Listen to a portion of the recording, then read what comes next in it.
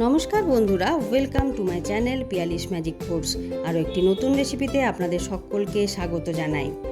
আজকে দারুণ একটা চিংড়ি মাছের রেসিপি আপনাদের সাথে শেয়ার করব। সেটা আপনারা নিশ্চয়ই ছবি দেখেই বুঝতে পেরে গেছেন। এই চিংড়ি মাছের রেসিপিটি কিন্তু সম্পূর্ণভাবে আমার নিজের তৈরি। বাড়িতে বেশ কিছু উপকরণ ছিল এবং ছিল চিংড়ি মাছ, তাই দিয়েই এই রেসিপিটি আমি বানিয়ে ফেলেছি। তাই ভাবলাম আপনাদের সাথেও সেটা শেয়ার করব। ভিডিওটি শেষ পর্যন্ত দেখবেন, ভিডিও শেষ পর্যন্ত কিন্তু সিক্রেট ইনগ্রেডিয়েন্ট এই রান্নার মধ্যে দেওয়া আছে। তাহলে চলুন আজকের এই অসাধারণ এবং স্পেশাল চিংড়ি মাছের রেসিপিটি তৈরি করে ফেলি। প্রথমেই 400 গ্রামের মতো চিংড়ি মাছ ধুয়ে পরিষ্কার করে নিয়ে নিলাম।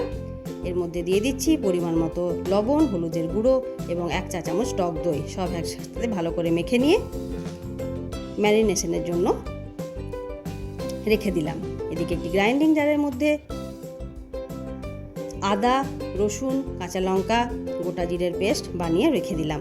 একটি ফ্রাইং প্যানের মধ্যে সর্ষের তেল গরম করে তার মধ্যে দিয়ে দিচ্ছি রাই সর্ষে এবং বেশ কিছু কারি পাতা। দেখছেন তো বন্ধুরা, আমি কিন্তু রান্নাতে খুবই অল্প তেল ব্যবহার করি। দিয়ে দিচ্ছি কুচি করে রাখা একখানা পেঁয়াজ। বেশ ভাজা ভাজা গন্ধ হয়ে এলে তখন এর মধ্যে তৈরি করে রাখা মশলার পেস্টটা দিয়ে দিলাম। কম আছে এটাকে ভালো করে ভেজে নিচ্ছি। এরপর এর মধ্যে দিয়ে দিলাম ম্যারিনেট করে রাখা চিংড়ি মাছগুলো। যেহেতু চিংড়ি মাছে দই দেওয়া আছে, তাই টক দই দেওয়া আছে, তাই যখন চিংড়ি মাছের এইটা দেবেন তখন কিন্তু গ্যাসের ফ্লেম একেবারে লোতে রাখবেন, নইলে কেটে যাওয়ার সম্ভাবনা থাকে। দিয়ে দিলাম হাফ চা চামচের মতো ধনে গুঁড়ো, 1 চা চামচের মতো কাশ্মীরি লাল লঙ্কার গুঁড়ো, অল্প একটু জল এবং অল্প একটু লবণ। সব একসাথে মিলিয়ে মিশিয়ে চিংড়ি মাছগুলোকে সেদ্ধ করে নিচ্ছি। যদিও চিংড়ি মাছ রান্না হতে একেবারেই সময় লাগে না, এই রান্নাটি খুব তাড়াতাড়ি হয়ে যায়। চিংড়ি মাছের খোসা থেকে শুরু করে লেজ, মাথা সমস্ত কিছু বাদ দিয়ে দিয়েছি। এই রান্নাটি কিন্তু ঠিক এইভাবেই হবে। এরপর দিয়ে দিলাম 1.5 কাপের মতো কোকোনাট মিল্ক বা নারকেলের দুধ। ঢাকা চাপা দিয়ে 7-8 মিনিটের মতো রান্নাটা করে নিলাম। দেখুন অপূর্ব একটা কালার হয়েছে এবং গন্ধ অপূর্ব বেরিয়েছে।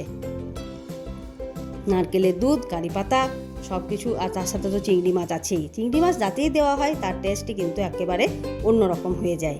যদিও গন্ধটা আপনারা পাচ্ছেন না, কিন্তু কালার দেখে, টেক্সচার দেখে নিশ্চয়ই বুঝতে পারছেন রান্নাটা অপূর্ব হয়েছে।